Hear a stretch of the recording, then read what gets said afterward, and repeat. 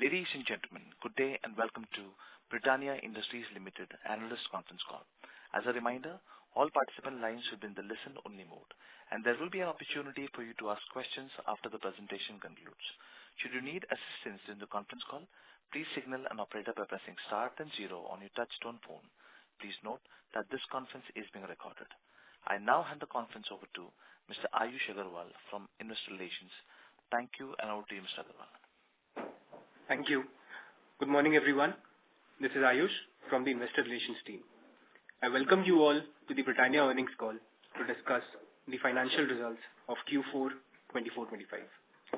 Joining us today on this earnings call is our Executive Vice Chairman, Managing Director and CEO, Mr. Varun Berry, Executive Director and CFO, Mr. N. Venkatraman, Chief Commercial Officer, Sales and Replenishment, Mr. Vipin Kataria, Chief Manufacturing and Procurement Officer, Mr. Manoj Balgi, and General Manager, Marketing, Mr. Siddharth Gupta. The analyst deck is uploaded on our website. Before I pass it on to Mr. Varun Berry, I would like to draw your attention to the safe harbor statement in the presentation. Over to Mr. Berry with the remarks on the performance. Good morning, everyone, and thank you for joining the call.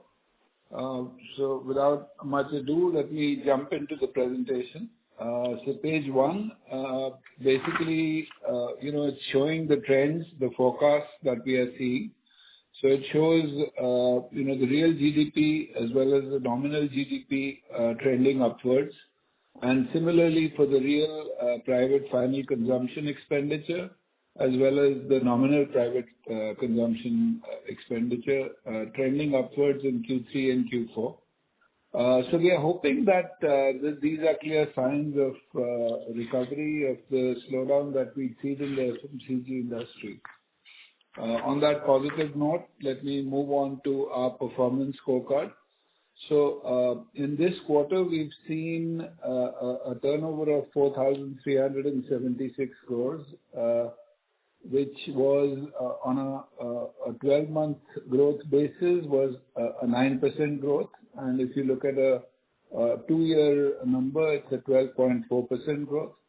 And profit after tax, we've seen 12.8% of revenue for the fourth quarter, which is a 4% growth on a 12-month basis, and a flattish on the 24-month basis. Moving on to the next slide, which is the revenue from operations. The revenue from operations for the full year was 17,535 crores, which was a 6% growth on a 12-month basis, and about a 10% growth on a 2-year basis. Profit after tax was again 12.5% of revenue, which was a 3% growth year on year, and a 12% growth on a 2-year basis.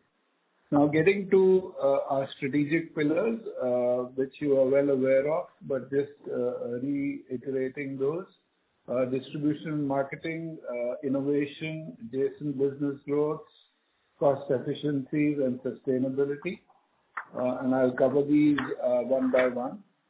So on distribution, we made good progress. So if you look at March 24 to March 25, total direct reach has gone up from 27.9 lakh outlets to 28.7 lakh outlets, and even our rural distributors have gone up from 30,000 to 31,000.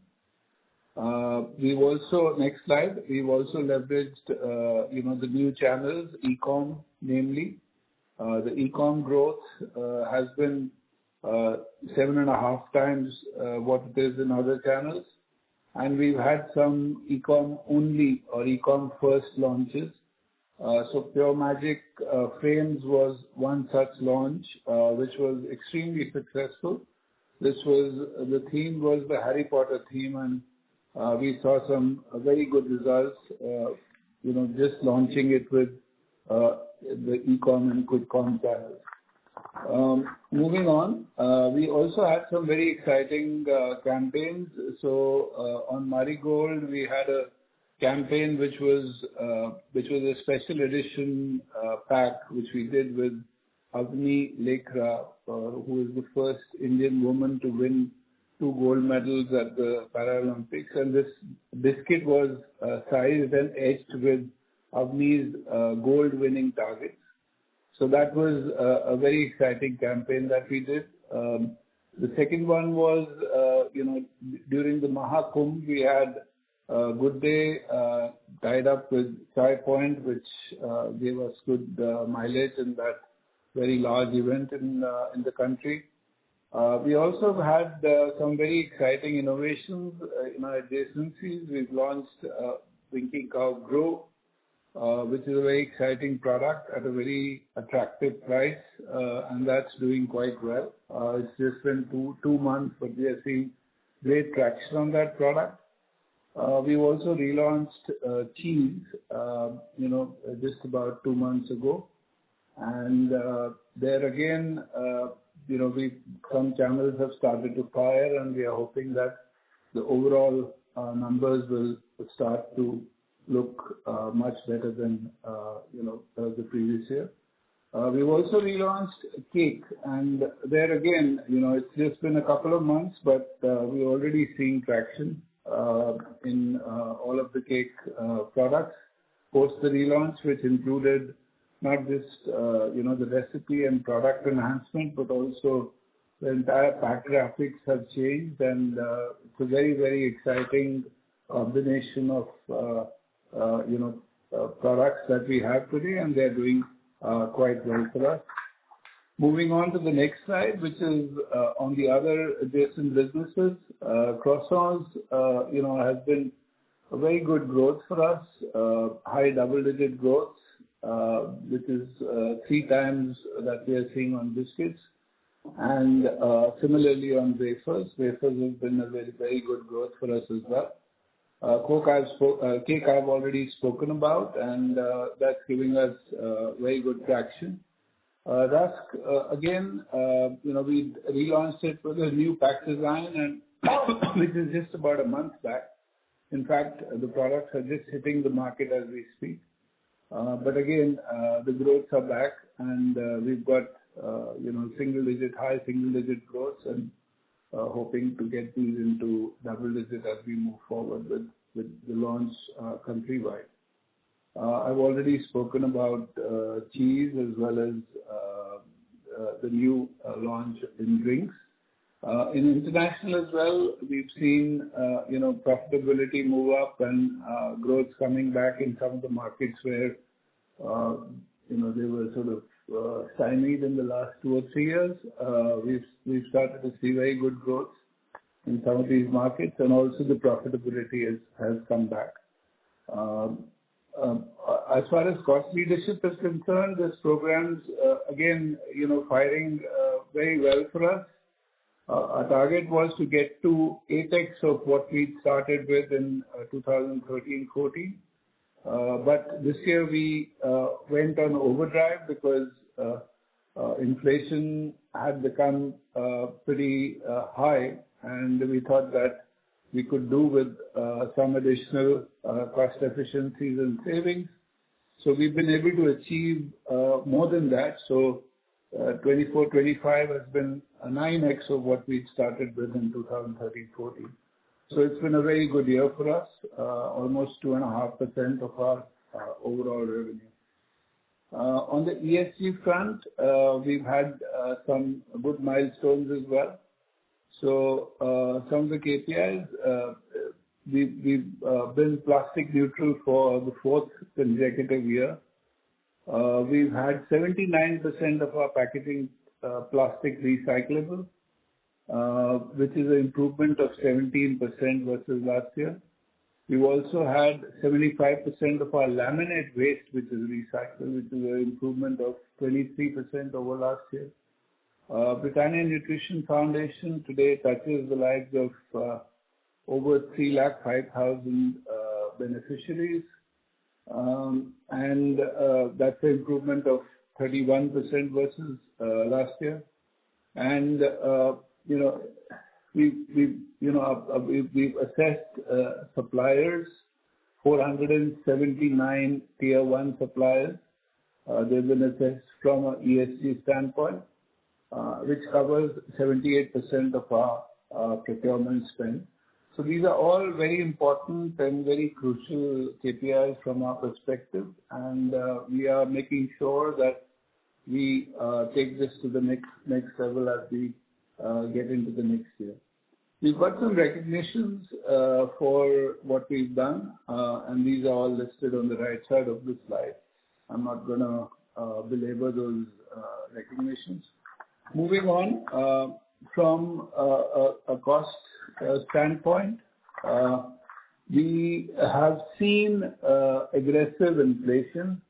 So if you look at flour, if you look at versus previous quarter, which is Q3 of 24-25, there was an inflation of 9%.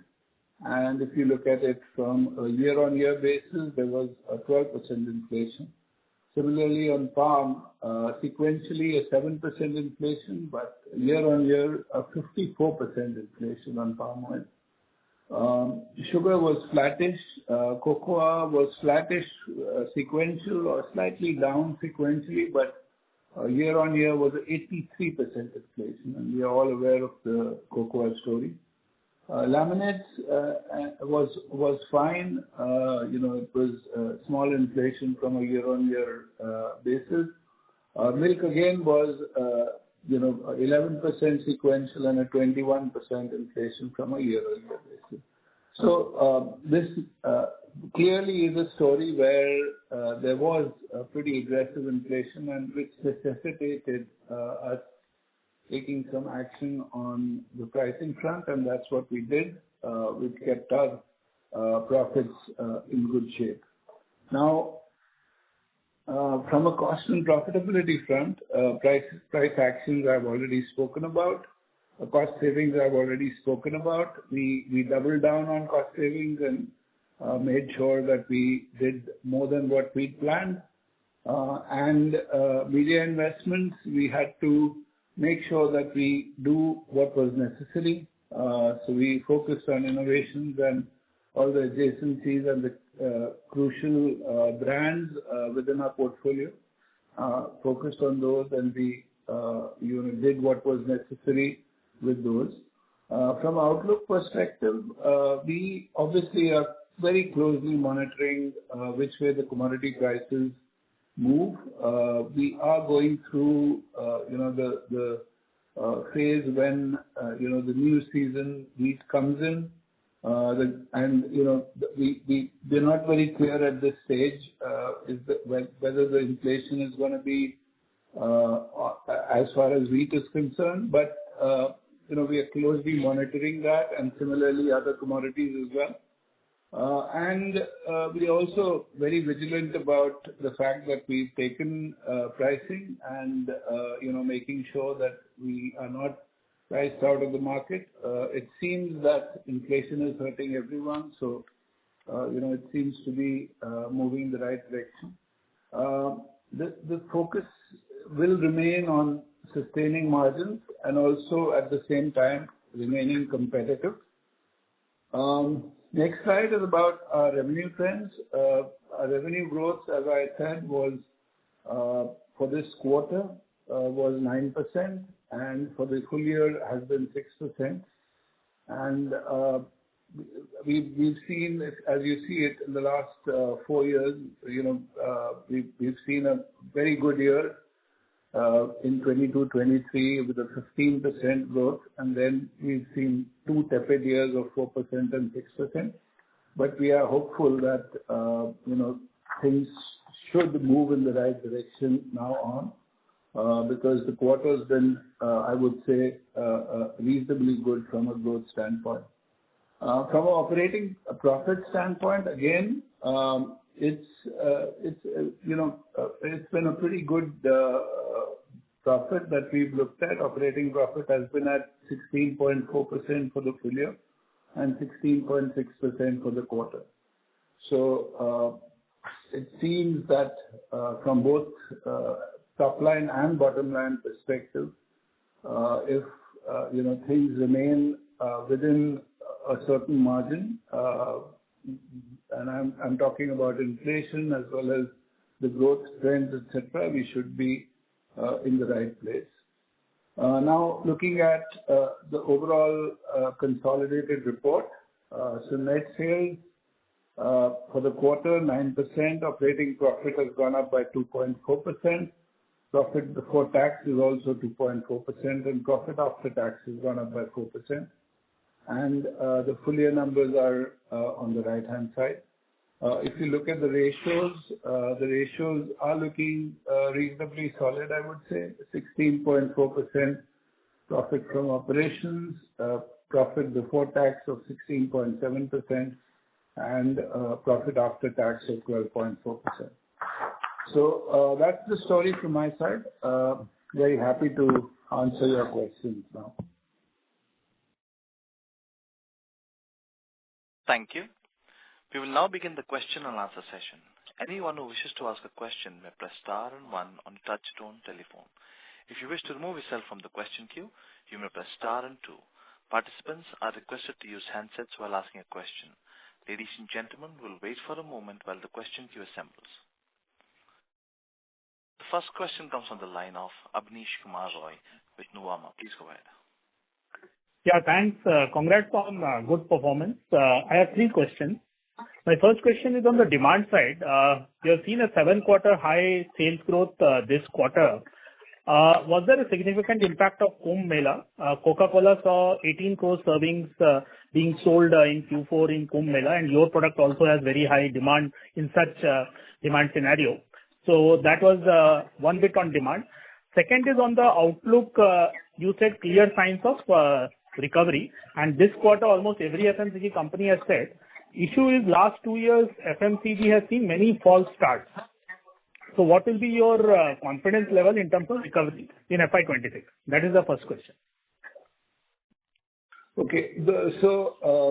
Amish, we, because we are so widespread, it's not one event which really makes a difference to our overall sales.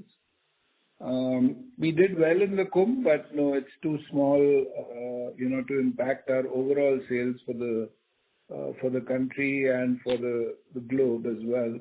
So, we've seen some recovery, and which is the good trend, and which gets me to your second question, which is on the outlook. I'm reasonably optimistic on the recovery happening. I don't think it's going to happen. It's not going to be a hockey stick, but I do think that we have seen gradual recovery, and I do think that this trend is going to continue into the next year as well.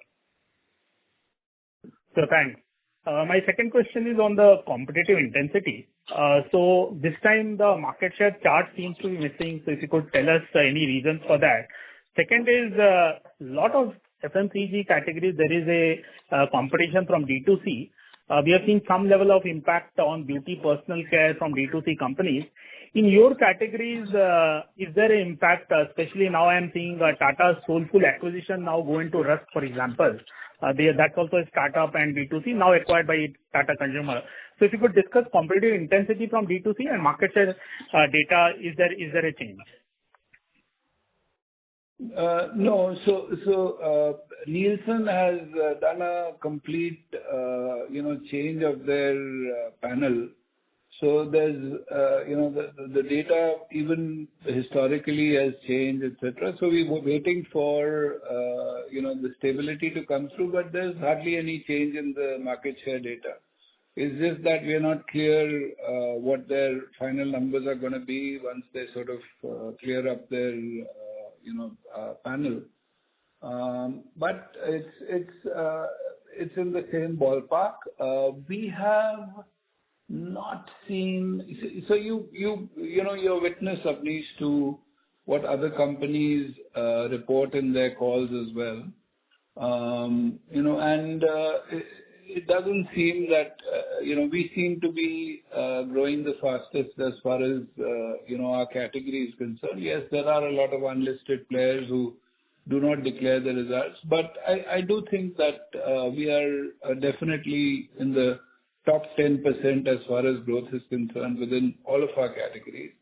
D2C players, I don't think they have impacted us to an extent where, it's becoming an issue for us. And especially Tata Soulful, I personally, haven't seen them make a big dent in any way in the market from a Rusk standpoint. As you know, Rusk in any case has about 2,500 players. It's a bit like salty snacks, right? Every town in the north will have a Rusk manufacturer. So we've been dealing with that kind of competition, and we've been dealing with it quite well. And I do think that because of our brand and because of our product and because of all of that we do, that will hold us in good stead. But having said that, I do think that this is a space that we need to watch, because with modern trade growing and with e-commerce and quick commerce growing, this could be a phenomena which we must watch carefully and make sure that we deal with it in the right way. So thanks. One last quick question, and then I'll end there.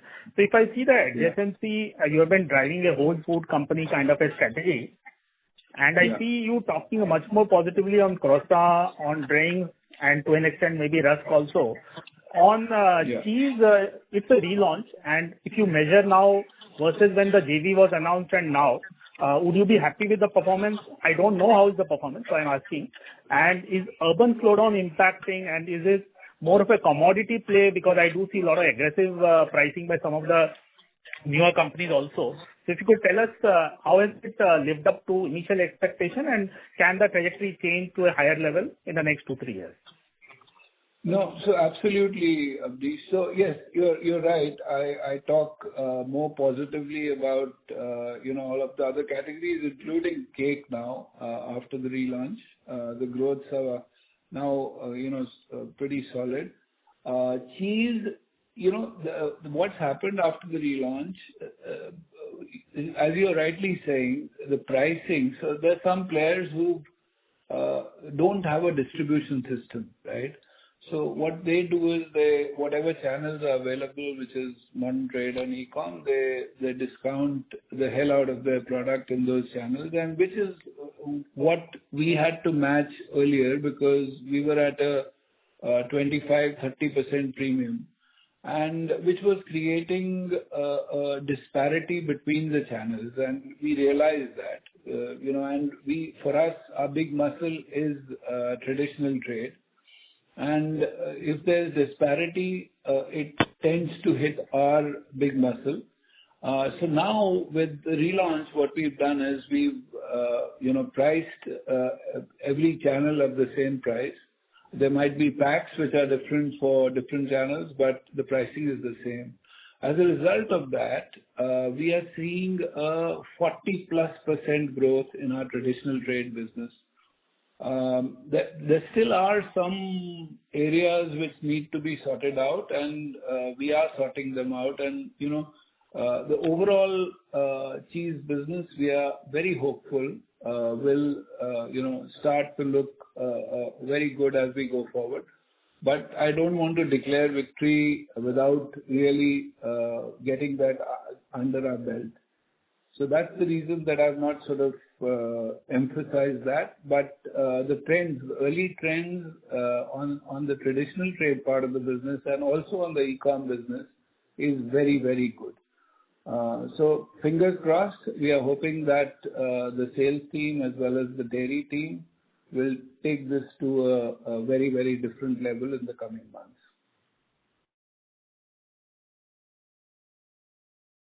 Thank you. Mr. Roy, please rejoin the queue for more questions.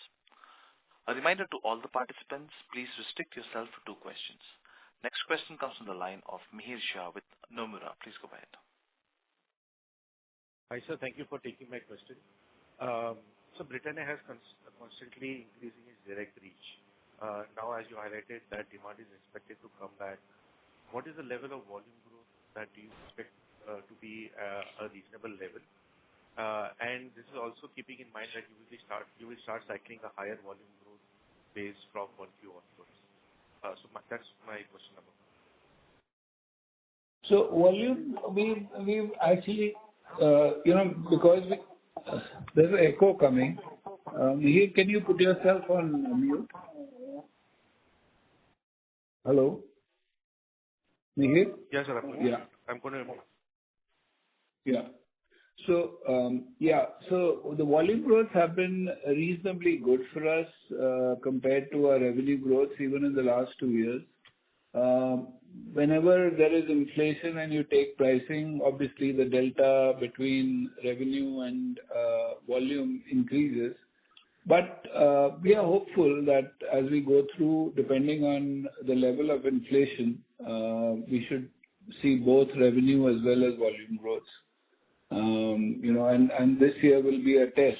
So we are hoping that we'll be able to grow revenue and volumes. Obviously, there'll be a delta because we've taken a pretty high price increase in the last quarter, and we will be necessitated to take slightly more price increases to make sure that we deal with the inflation which comes in. But having said that, we are hoping to see healthy growth, both volume as well as revenue. Got it, sir. So secondly, how should one think about pricing from here on? Key raw materials have started to correct quite a bit.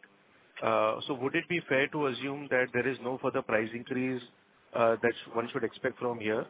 And secondly, do you foresee any competition from smaller players to start taking price cuts sooner than expected?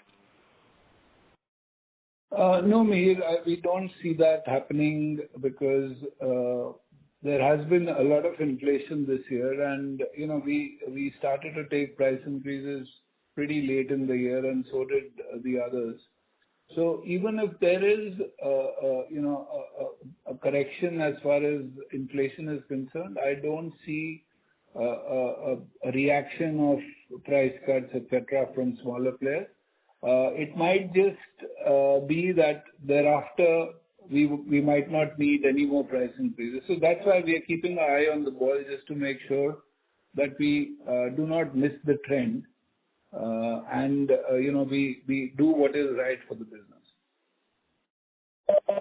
Understood. So if I may squeeze just one more insight, so on other expenses, they have been lower since the past 2 quarters.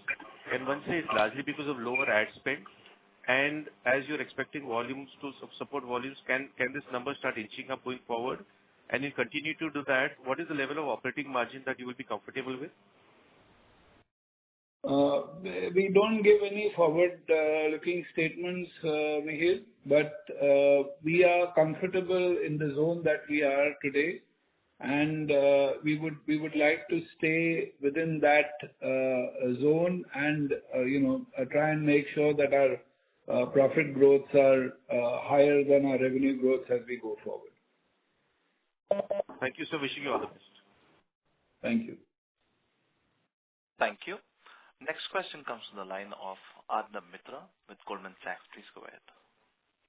Yeah, hi, Varun. My first question was on this quarter. Could you just help us with the split of volume and price growth? And in the light of whatever pricing you've taken, I'm sure some pricing will flow in more in the next few quarters. How much of price growth do we expect at this stage for FY26? So the delta is about 5.5% between pricing and between revenue and volume, and it depends. I don't think we will need to take any more price increases. There will be some remnants of the price increase which move into the first 2 months of this quarter, but thereafter, I think. The way the commodity situation looks, it might not be necessary to take pricing beyond that. But that will all depend on how the trends move through the quarter, and we will have to take a call based on those trends. Yeah, thanks. That's very helpful.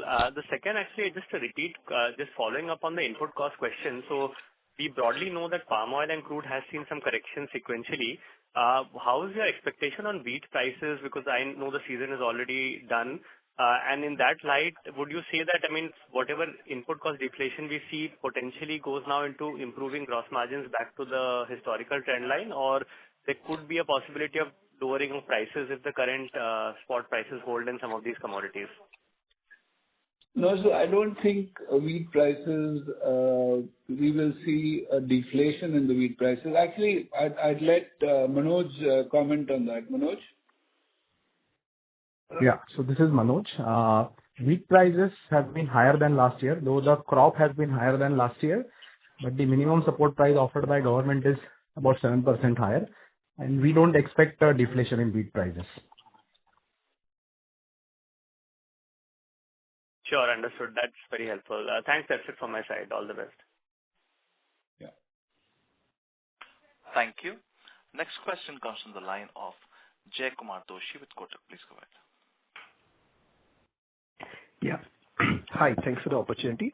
My question is on succession planning. We saw that, you've been appointed as CEO as well. So are you not looking to hire a CEO anymore? I mean, after Rajneet moved out? No, that's not the point. This is or is this an interim arrangement till you hire someone? Yeah, so it's a statutory requirement that, a position of CEO has to be filled. So that's where it is. But the succession planning is in play, and it will definitely be clear to you in the next 3-4 months. So things are in play. So I can't comment anything more than that right now. Oh, that's helpful. Thank you so much. That's it from my side. Thank you. Thank you. Next question comes from the line of Latika Chopra with JP Morgan. Please go ahead. Yeah, hi. My first question was around the revenue growth outlook. You mentioned you would want to maintain both volume and value growth sustaining. Looking at price increases are going to amount to roughly 5-6%, the kind of price increases we saw in Q4 to play out. Just wanted to understand, the volume growth you mentioned, was that a tonnage volume growth or in terms of number of packs sold? Because some of the price increases could be in the form of grammage reduction. And as you look forward to FY26, do you get a sense of, arriving at a double-digit kind of trend for revenue growth? We clocked 9% in Q4. Yeah, so whenever we talk about volume growth, they are not in a number of packets, they're always in tonnages. So, and that's why the delta, right? If we were looking at packets, I don't think there would be much of a delta between revenue and volumes, right? So it's tonnage. And your second question was, what was it? Sorry, Latika. For FY26, how do you anticipate, is there a confidence? Oh, yeah, you're talking about our endeavor always will be to get back to double digits because, as I've always been saying, with India being the, a developing country, obviously becoming a very large economy, it's important that in categories like ours, we see double-digit growth. So yeah, the hope is that we get back to double-digit growth with time. Thank you. The second question was, around two key levers for revenue growth for you. One is distribution. We continue to see, the direct reach continuing to add for you. I think this is already probably the best in the industry at 2.9 billion outlets. What is the scope for this to expand to? And if you could throw some color on what is the total reach for you. And the second piece is on innovation and new launches. Could you share, is there a push by the company or, towards premiumizing the portfolio? Are there any metrics you can share, which could give us some color on, how the premium part of your portfolio is growing? Thank you.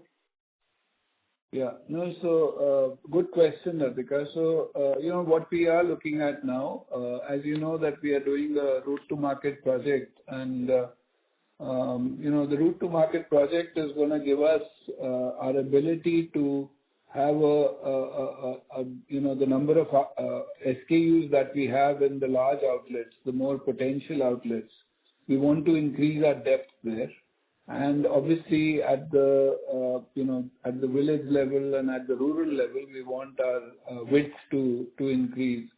So we are working on both, but the width improvement is going to be as long as, it doesn't start to, we also look at our volume per outlet. And obviously, even in small towns and villages, there are outlets which sell very high volumes and very high revenues of our products, which we sometimes miss.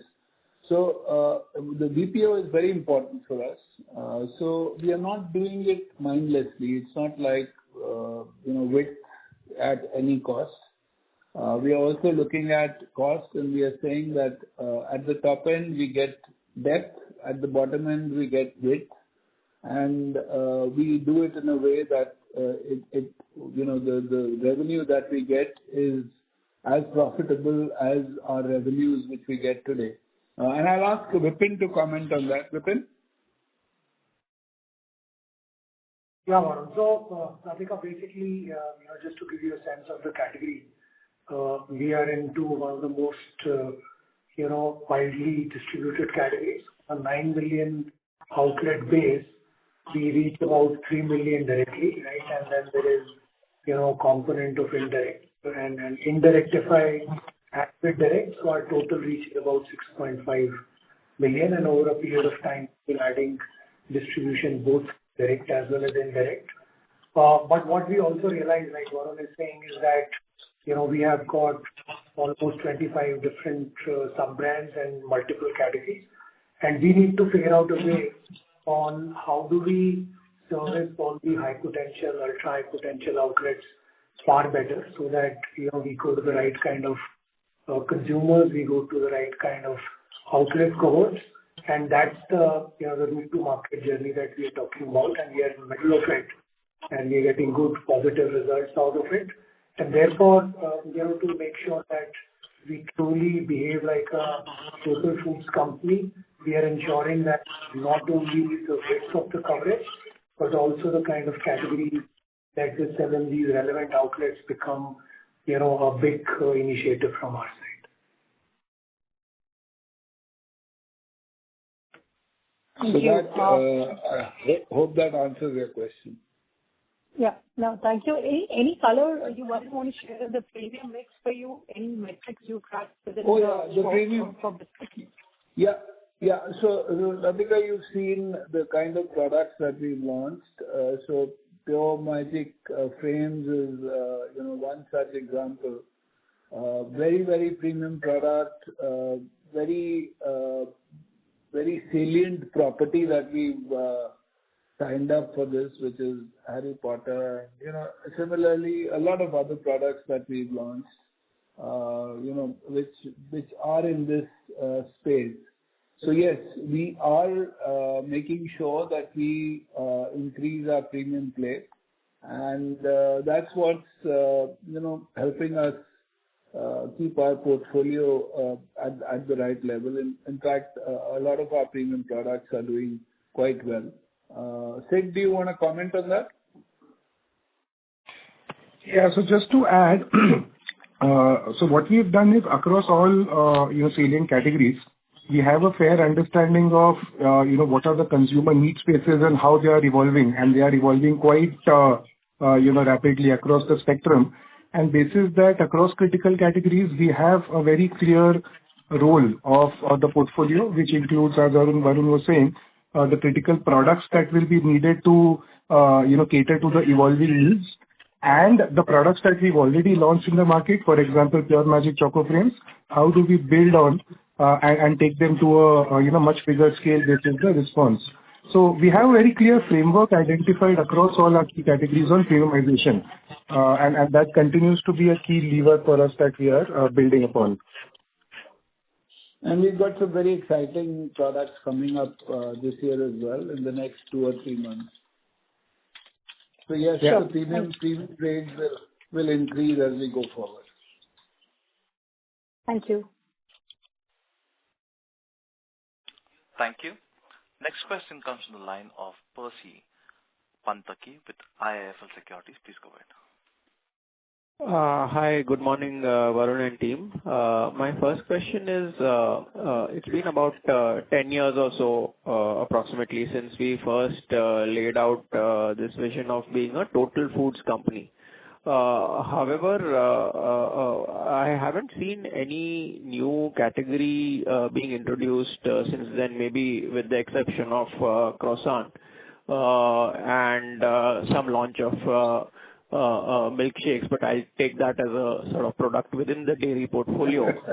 So just wanted to understand.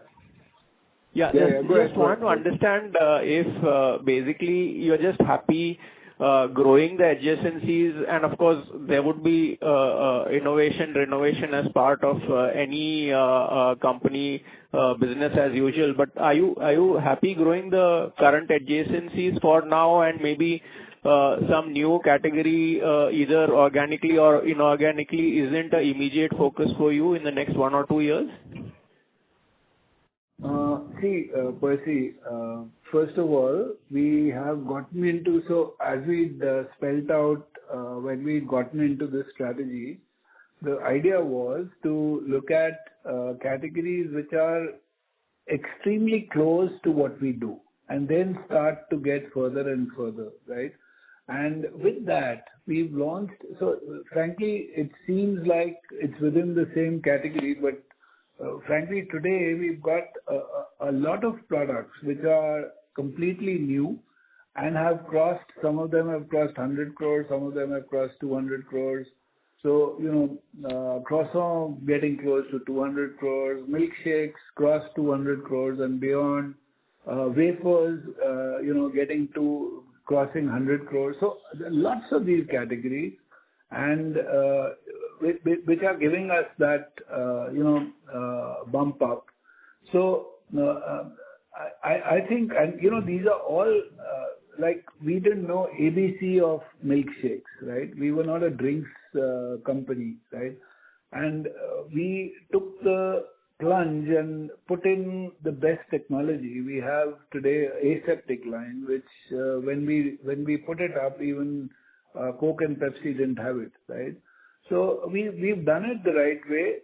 We've got good results. We are seeing things moving in the right direction. Now, has it made a difference which we would have expected? Well, it certainly added up to give us the adjacent portfolio, which is much larger than what it used to be. But I would say that probably we've been, caught at a time when the economic situation was a little tough and FMCGs were not getting their time in the sun. But today, I feel, and very clearly feel from even trends that we see in the market, that all of these, and adjacencies, I call adjacencies, which is anything outside of the biscuits, all of these are looking very positive, and we are seeing really good growth. And even within, let's say, a cake category, right? There's so many new products that we've launched. We've launched Layer, we've launched Swiss, we've launched, Brownie, we've launched so many of these products, which you cannot call as extensions, or, these are not extensions. Some of them have completely different technology. So from that standpoint, I think we will stay with this for the time being. We are not gonna, violently go wide where we go very far away from our core. We will stay with this, but we will make sure that whatever we've done, we double down on it and grow it at a very rapid pace. So that will be the plan. And wherever we have opportunities, we will test market. And if there are big opportunities, we will launch. But more or less, we will stay and grow the current categories that we have, because there's immense potential to take them to the next level. Got it, Varun. Just your thoughts. I mean, this is not a guidance or any particular target, but just your thoughts on if I were to say over the next 5 years, what would be the growth differential between the biscuits and the non-biscuits portfolio? So I would say 1 is to 1.5. So if biscuits grows at yeah. Got it. That's very helpful, Varun. Thanks and all the best. That's all from me. Thanks. Thank you. Next question comes from the line of Lokesh Kusani with Pop Capital Markets. Please go ahead. Hi, thanks for taking my question. So I just got 2 questions. First is on the sales. If you could clarify the focus states sales performance relative to the rest of India for the fourth quarter. And then secondly, on cost, regarding your cost-saving initiatives, you've got 6 verticals. Is there any vertical out of these which stood out in the fourth quarter? Since your cost savings as a percentage of sales went up quite a bit, just trying to understand what's a sustainable rate and what are your targets for FY26 on cost savings as a percentage of sales? Thanks. So let me get to the second question first, and I'll ask Venkat to answer that because he's the architect of this. Venkat, are you there? I'm there. Yeah. Yeah, Venkat. So, Venkat. Yes. So as far as cost efficiency for the year is concerned, the framework largely is the same. What we have done is to have gone deeper. So some of the areas where we managed to get some additional benefits in 24-25 has been the areas of fiscal incentives because as you know, the Maharashtra facility was recognized as an ultra mega project, and therefore the incentives applicable to the ultra mega projects came through in 24-25 for us. Also, the facility in UP, the greenfield unit that was set up in UP got the approval for incentives in the current financial year. So these are 2 significant benefits that we saw in the current year. There's also a lot of value engineering projects which were driven by R&D focusing on reducing wastages. And so packaging. Packaging as well. Yeah, packaging and wastages, correct. In addition, the initiatives were largely around improving manufacturing efficiencies. Buying efficiencies was a very significant thing that we worked on in the current year. Also on distribution. So I think broadly these are the areas that we have been able to work on. And like Varun said, it has been 9 times what we started the program with in 24-25. And in 25-26, we are planning something over 2.5% of the top line. So, understood. And then just on the fourth quarter, would it be fair to say that buying efficiencies were a major part of the incremental savings that you got? It was across. I wouldn't. Buying efficiency was higher. You're right in Q4. Correct. Understood. Thanks. And on sales, if you could. Sorry? Thank you. Next question comes from the line of Nihal Mahesh Jham with HSBC Securities. Please go ahead. Hi, good morning. I just had one question. Is it possible to share the proportion of adjacencies for FY25, and if you could give a ballpark split among the adjacency portfolios? So the adjacency portfolio, there are, the big ones are cake, rusk, dairy, bread. They're all about the same size, about, let's say, 100 million, give or take. And then we have the smaller ones which were launched, in the last 4 or 5 years. Croissant, milkshakes, wafers, which are all in between 100 and 200 crores, or 100 and 250 crores. So, Venkat, what's the split today? It will be about 75-25.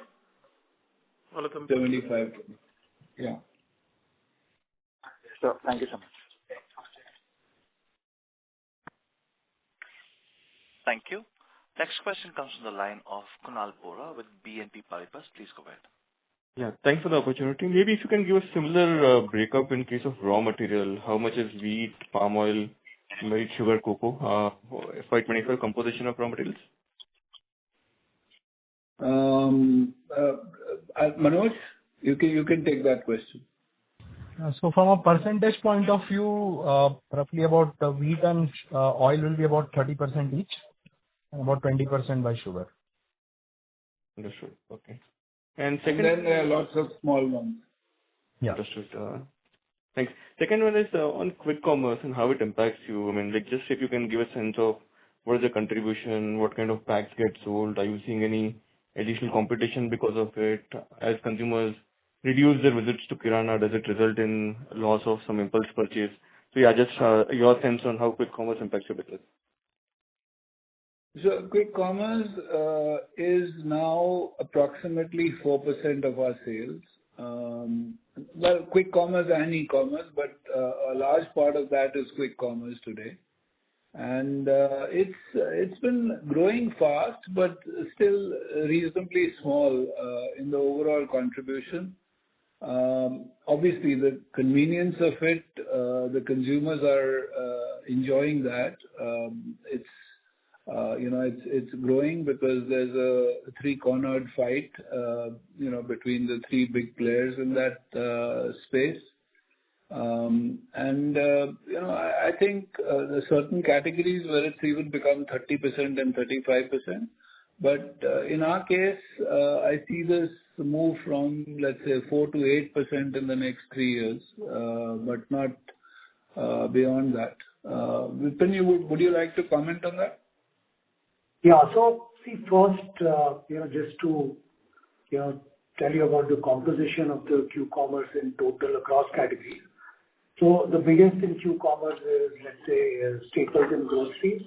Then comes, fresh, which is basically milk, pouch curd, right? Then there is personal care, and then, is packaged foods, right? So from that perspective, when you compare this 4% salience coming out of e-com, right, is fairly decent because in personal care, that same percentage salience will be double digit, right? So I think we are rightly placed in terms of the percentage salience. Point number 2 is that we are consistently gaining market share. Third is that, we are aware of this entire disruption which the personal care space has seen because there's a lot of insurgency which comes into play. And therefore, if you hear what Varun was saying, was that there are a lot of digital first brands that we have lined up. In fact, a couple of them have seen good success like Choco Frames, and we have got few more lined up in this year as well. So therefore, we have to protect our core, gain share there, and also make sure that, all the insurgent brands, are basically taken care of through a lot of these digital first brands. I think how we see e-com is basically part of the route to market, which is how do you make sure that you augment the general trade, right, in terms of reaching to the consumer. So let me give you an example. So there are a lot of premium products which general trade Kirana store will hesitate to stock, but we've been able to turn the tail and make those big. So let me quote an example of, let's say, cake, brownie. So brownie is a product which, might face, limited distribution because of some resistance, but through e-commerce, we've been able to make significantly good business out of it, right? So therefore, the playbook is that we take a non-conflicting route, we take a route which augments our overall distribution and selling, and that is how we've been driving e-commerce going forward as well. Understood. And does it result in any loss of impulse purchases because consumers step out to the Kirana's list?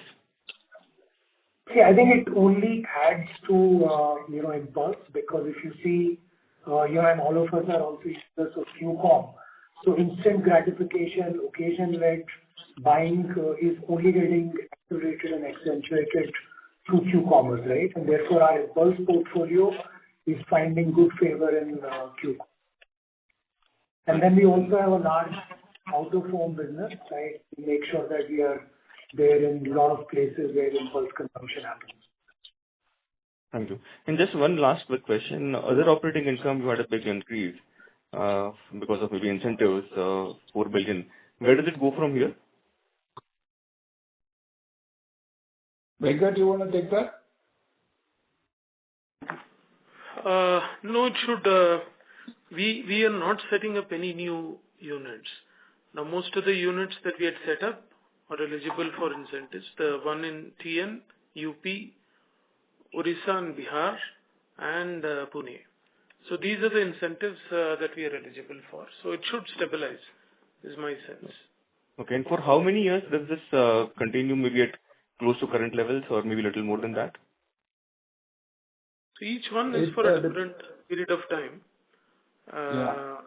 Yeah, and some of them will end soon. Some of them will continue longer. Okay. But the big one is Ranjangaon, which will continue for how many years, Venkat? It is till 2037 or 38. Yeah. Okay, long time. Okay, understood. Okay. Yeah. That's it from me. Thank you. Yeah. Thank you. Thank you. Next question comes from the line of Jaykumar Doshi with Kotak. Please go ahead. Yeah. Hi. Thanks for the opportunity again. One request, if you could, add some disclosures on biscuits and adjacencies, either on a 6-monthly or annual basis, because the 75-25 split has been there for a few years now. And when I look at the old interviews, you've always maintained that 75-25 should go to 65-35 in 5 years. But when we ask you this mix at the end of every year, it doesn't seem to change. So, it will help us appreciate, the progress better, sir. If you can, even once in a year also will be good to know. Second is, when I look at your, strategy, and I asked you this question a couple of years back on, inorganic, how do you think about inorganic now? For a company with your kind of cash flows, when we compare you versus other F&B players, we've seen, some of your peers have, been more open to inorganic opportunities, and there are some success stories as well. And we don't even sort of hear about Britannia evaluating any, right? For instance, there was Capital Foods or, there have been other such acquisitions. Britannia is not even, participating in or evaluating it. So, is there a group level resistance or reluctance on inorganic, and, is it that you're happy with whatever you can do organically, you don't really want to grow faster through inorganic route? No, that's not true, Jay. We would be happy to look at it. It's just that we are very conscious of returns, right? Whatever we invest in, we would like to see returns. And whenever we've seen any of these big, transactions that have happened, we have evaluated them, but we haven't been able to figure out how we'll get returns on these transactions. But you tell us, is any of these big transactions have really been worth it? Have they given the returns to these companies? We feel that getting a ROI on any of these investments is very tough because of the valuations in the country. But would be very happy to stand corrected if you feel that there have been some big transactions which we could have missed. I think Mix has done fairly well for Marico, still early days, and Capital Foods is also something still early days. But I just thought, so a fair point. I take your got your perspective. Thank you. Yeah. Thanks. Thank you. Last question comes from the line of Tejas Shah with Avendus Spark. Please go ahead. Hi, Varun. Thanks for the opportunity. Varun, your decade-long cost-saving discipline has been exceptional across FMCG. But at some point, do efficiency gains start to taper off, and is there a risk of cutting into growth-linked spends in pursuit of savings? I don't think so. See, as I think I've said this earlier as well. We in India, tend to get spoiled by the kind of growth we get, and hence cost efficiencies takes a backseat. Think about companies that operate in, countries with, let's say in Japan or in the US, where the growths are 0.5% or 1%, right? And price increase opportunities are very limited. The entire focus is on cost efficiencies to make sure that they shore up their bottom line year on year. And we've learned from them, right? We've looked at how they sort of go after costs and how they get these costs. And every company has great opportunities to optimize costs, right? So I think that there is a pipeline of projects that we could look at. We see them every year, but obviously there is a limit on how many we can handle. So we focus on the large ones, and then we start to. So the process is very good. Our process starts in the month of November, let's say, right? And we start to identify these projects for the year starting on the 1st of April. And then we start to build on these, and these are cross-functional teams which work on them and start to implement them. So I think we've defined the process very well, and our teams, the inherent thinking of our team is to make sure that we get these costs home. So it works very well, and I do think that this is not going anywhere. We have enough projects to take us through the next 10 years with the same kind of savings. Got it. Second, we have done fabulously well on quick commerce as a channel. Just wanted to know, how do you see it in terms of margin accretion and working capital discipline in the overall scheme of things? So for us, again, it's a mindset within the organization to make sure that we look at profitability for every channel. So for these channels, it's very important to make sure that the profitability is looked at. And these are, I wouldn't say they're accretive overall, but they are certainly in the same ballpark as our overall profitability. And we are very conscious of that, because if you have tailwinds in a certain channel or a certain pack or a certain brand, it's important that channel or that pack or that brand is equal to or greater than the profitability of the company, and that we focus on to make sure that we don't lose that aspect of our profitability. So that's how it works for Q-commerce as well as e-commerce. And despite that, we've also been gaining share within these channels. Got it. And even on working capital, they are equally good. Yes. Okay. That's all from my side, and all the best for coming quarters. Thank you. Thank you. Ladies and gentlemen, due to time constraints, we have reached the end of question and answer session. I would now like to hand the conference over to Mr. Ayush Agarwal for closing comments. Thank you, everyone, for spending time with us on the call today. We look forward to interacting with you again in the future. Thank you. Thank you. On behalf of Britannia Industries Limited, that concludes this conference. Thank you for joining us. You may now disconnect your line.